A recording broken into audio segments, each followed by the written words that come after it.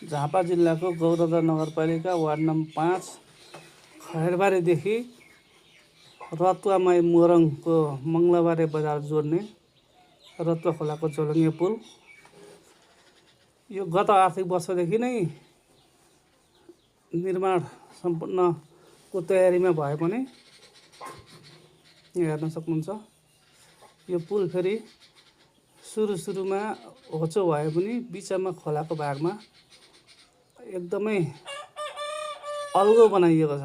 यो अलि नयाँ डिजाइनको रहेछ। अरू झोलुङ्गे पुलहरू बिचमा तल लोत्रेको हुन्छ, यो चाहिँ बिचमा माथिल्लोसम्म पुर्याइएको छ। यही ठुल्ठुला रुखहरू बाँस ह्याङ्गहरू नै बगाएर ल्याए पनि खोलाको झोलुङ्गे पुलमा ठोकिने सम्भावना रहेनछ। एकदमै यहाँ बिचमा हेर्न सक्नुहुन्छ, बिचमा अल्गो, दुईपट्टि साइडमा होचो बनाइएको रहेछ।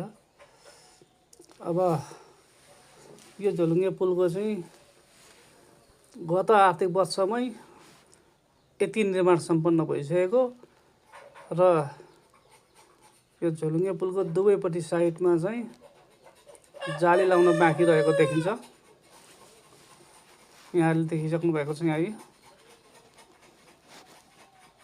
यहाँ हेर्दाखेरि हल्लिने, यसका नट बल्टहरू पनि राम्रोसँग नकसिएको देखिएको छ।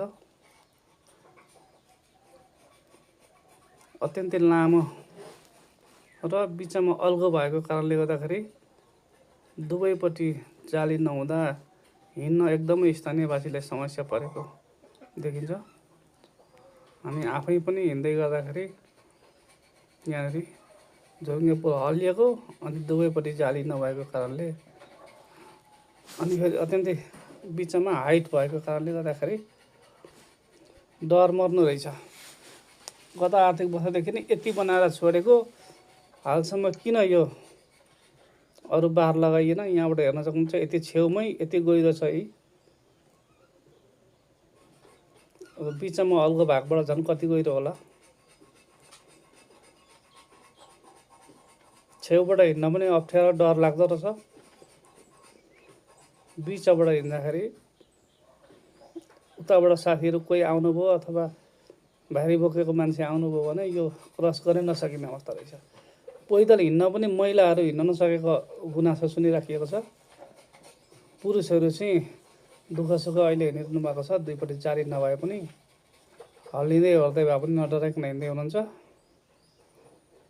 यहाँ हेर्न सक्नुहुन्छ। यहाँ मलाई पनि डर लागिरहेको छ। बिचमा पुल हल्लिरहेको छ।